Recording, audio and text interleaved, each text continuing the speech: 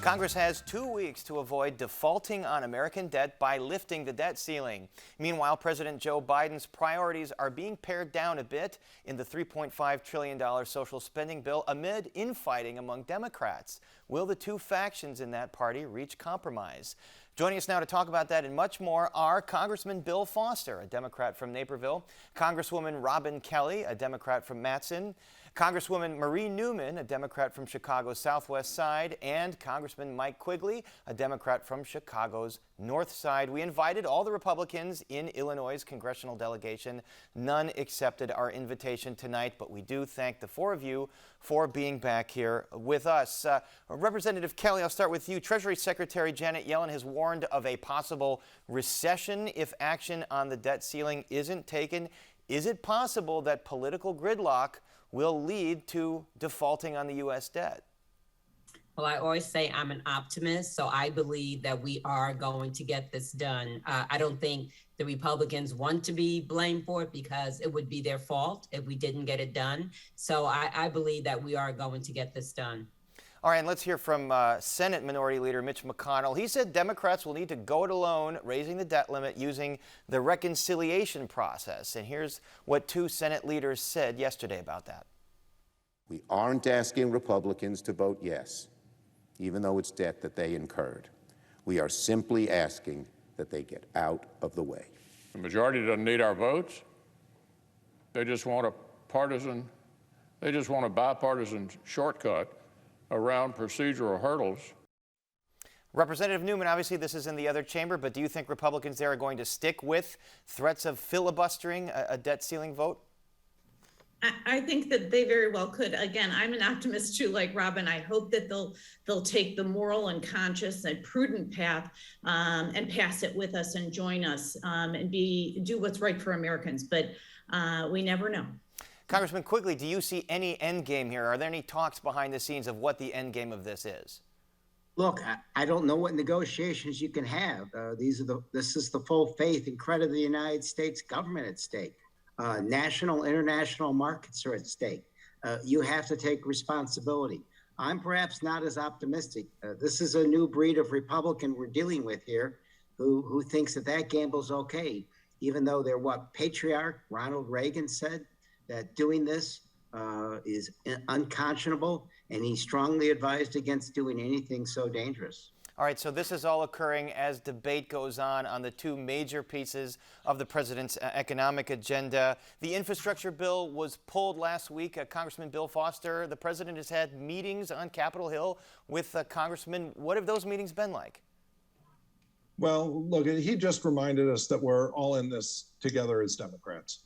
And the infighting, the quote-unquote infighting among House members is not really infighting. It's just a discussion over tactics. You know, the frustration is with a couple of senators who I think are misreading what is the best for the people that they represent and are trying to whittle down something that is supported by a vast majority of Americans.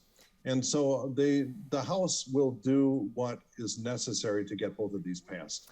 And I hope that the Senate does likewise. And Congresswoman Kelly, is it still the case that these two bills, the bipartisan infrastructure bill and then that larger social spending bill, are linked, or could they be voted on separate?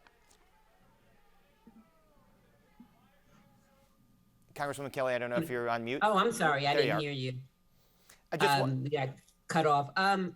I could see both ways. I could see them being voted on separate. You know, I think negotiations are going on right now between, if you want to say, the two different opinions in the Democratic caucus, or they could be together. I kind of see them more separate but close together, not together. But I'm really not sure because, you know, things change all the time. But I know the speaker wants the bills called by the end of the month. And Congresswoman Newman, you're part of the Progressive Caucus here. It seems like there's consensus that the final tally here won't be $3.5 trillion. It will have to come down. So what remains in this bill and what gets left out? What's important is it's not about the number at all. What's important is that we have our priorities in there, the caring network and affordable housing, climate action, pathway to citizenship and more, making sure that we have access to healthcare for our seniors and bring drug prices down, lowering taxes. Those are our priorities and cutting child poverty. So getting our priorities in there is very important. The number is less important. There are things that we can do to accommodate a negotiation. And that's what this is. We all have to remember, this is a really large and longer than we wanted negotiation. And when you do that, everybody has to compromise, and we're all willing to do this. We're even hearing today that Senator Sinema and Mr. Manchin are giving in a little. So I think there's good progress. And those, of course, are the two moderates in the Senate that have been opposed, at least to the $3.5 trillion number. So, Congressman Quigley, is there an idea of what those two senators would agree to that could also get agreement from progressives? Look, I think one of the things that the president said to us in caucus was, if you don't compromise, you get zero. In the end, the Democratic Party's it's a big tent, but in the final analysis, we usually get these things done. This is a chance to really change things. Gandhi wrote that a true measure of society is how we handle our most vulnerable. This extends the child tax credit, pulling half of them out of poverty, and it also expands Medicare for seniors to include dental and vision. So it's a big moment. I think they'll come to those terms. And we mentioned the leader of the House Progressive Caucus sounded optimistic about this bill's prospects. Take a look. 6 minutes, 6 days, 6 weeks, we're going to get this done. We need a little time to negotiate. There was a lot of time to negotiate the infrastructure bill, and there were skeptics like me who said, I don't think it's going to get done, and I was wrong. I'm happy to be wrong about that. Now we need a little time to negotiate on this Build Back Better Act, and I believe we will be able to do that. Congressman Foster, what do you see as the elements in a final bill here that those two senators would agree to that would also get agreement from progressives? Well, the baseline proposal, the $3.5 trillion proposal, is honestly paid for. And it puts in place things that will permanently change for the better the lives of families in the United States. And so what we're going to be forced to, if we're forced to a lower top line number, is that we're going to have to go to higher risk strategies to make some of these benefits time out in order to make the 10-year number a little bit smaller. We're going to have to do things that we prefer not to do on appropriately paying for these on the necessary time scale.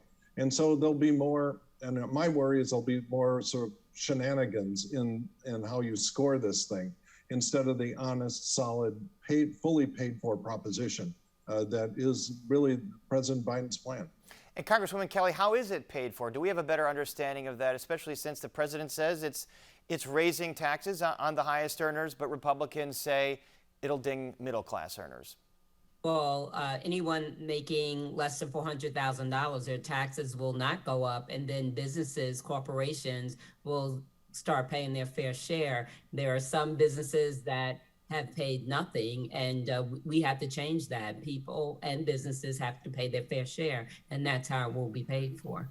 All right, we're going to leave this discussion here for now, but we will be joined again by our guests to discuss more on Democratic holdout Senators Kyrsten Sinema and Joe Manchin. But for now, our thanks to Representatives Bill Foster, Robin Kelly, Marie Newman, and Mike Quigley.